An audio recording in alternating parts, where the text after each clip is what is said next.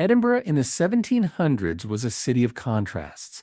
Its population was just over 57,000, concentrated along the narrow streets of the Old Town, with new developments rising on the windswept hills of the new town. Using modern AI reconstruction tools, we can now bring historic prints, paintings, and sketches to life, shifting perspectives, moving through alleys, and experiencing the city in ways its original artists could only imagine. Today, we step into that world, exploring Edinburgh as it appeared at the height of the Scottish Enlightenment. First, I want to talk about Edinburgh Castle. In the foreground, the rocky slopes rise steeply, dotted with scrub and occasional guard patrols. The midground reveals the castle's defensive walls, battlements, and the Great Hall. Cannons glint in the sunlight, and the smell of smoke from occasional gun practice drifts over the city. Soldiers march in formation while couriers rush messages across the courtyard. Tension is never far. The threat of Jacobite uprisings lingers in memory, and the castle remains a strategic stronghold. The fortress mattered as both a royal residence and a symbol of Scottish power. Later, during renovations in the late 18th century, many of the medieval structures were reinforced. Today, the castle remains a dominant landmark, drawing visitors from across the globe. By the 1760s, the Royal Mile stretches from the castle down to Holyrood Palace. Foreground merchants display fabrics, spices, and books, while residents carry baskets of bread and produce. Midground travelers negotiate with carriage drivers, and children weave between stalls. The air smells of soot, leather, and fresh bread.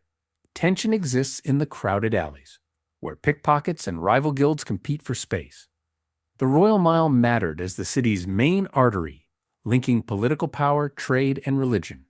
Over time, sections were widened and modernized, yet today, the street preserves much of its historic character. By the late 1700s, St Giles dominates the skyline with its Gothic spire rising over the High Street. Foreground parishioners enter for service, while bell ringers prepare for the hour. The interior smells of candle wax and aged wood, with sunlight streaming through stained glass. Tension is subtle. Clerical politics, sermons, and public assemblies often intersect here. The cathedral mattered as a center of faith, civic authority, and moral guidance. In later centuries, restorations preserved the spire and interior, and today, St. Giles remains a focal point of worship and heritage. By the 1720s, the cemetery spreads across sloped ground, gravestones densely packed and weathered. Foreground families pause by graves, some tending flowers, while others read inscriptions. Midground stone paths wind among crypts and tombs. The air carries damp earth, moss, and distant church bells. Tension comes from the crowded and uneven terrain, as well as the ever-present fear of grave robbers who sought cadavers for medical study. Greyfriars mattered as a sacred space and a center of local memory. Later, the kirkyard was preserved and expanded. Today, it is both a historical site and a place of reflection. By the 1750s, the Grassmarket bustles with market stalls and public gatherings. Horses and cattle are herded through the square, while bakers and butchers call to customers. The smell of livestock mingles with smoke from open hearths. Tension is evident in the occasional public execution, crime disputes, or drunken scuffles.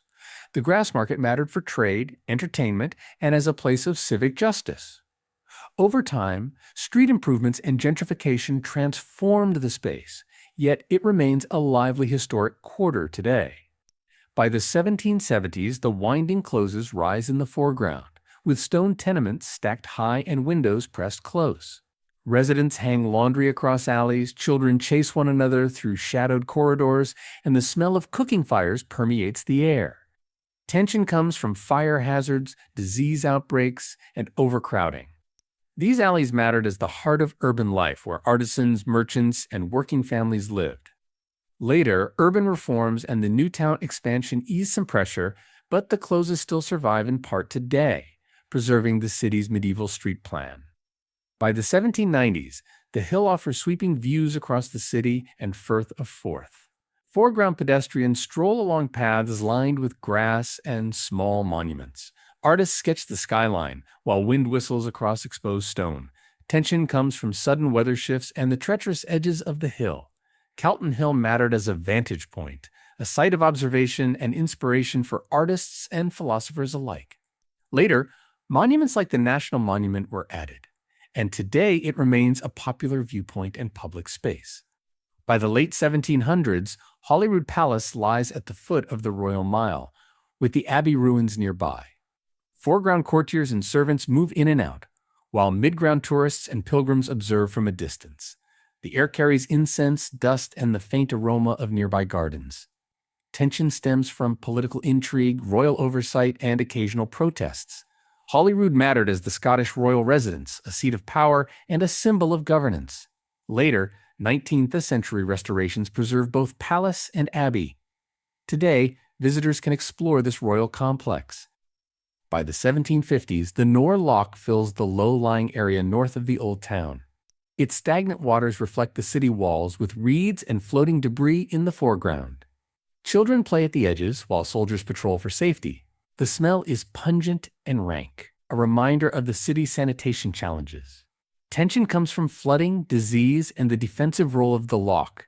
It mattered as both a defensive barrier and a natural resource.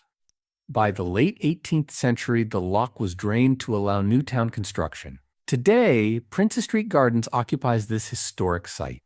By the 1780s, the university buildings rise along the high street.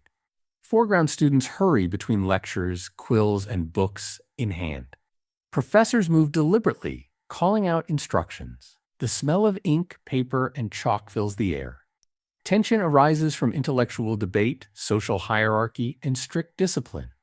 The university mattered as a center of learning and the Scottish Enlightenment, producing thinkers like Adam Ferguson and David Hume. Later expansions modernized the campus, yet today, the university remains a global institution. By the late 1700s, lamps flicker along the cobblestones and shadows stretch across the closes and streets. Church bells echo through the air and distant river traffic moves quietly on the Firth. Residents return home, closing shutters against the evening chill. The city hums with subdued life, tension replaced by calm vigilance. The glow highlights Edinburgh's layered history, from medieval tenements to grand new town avenues. Walking through Edinburgh in the 1700s with AI Reconstruction, the past feels immediate and alive.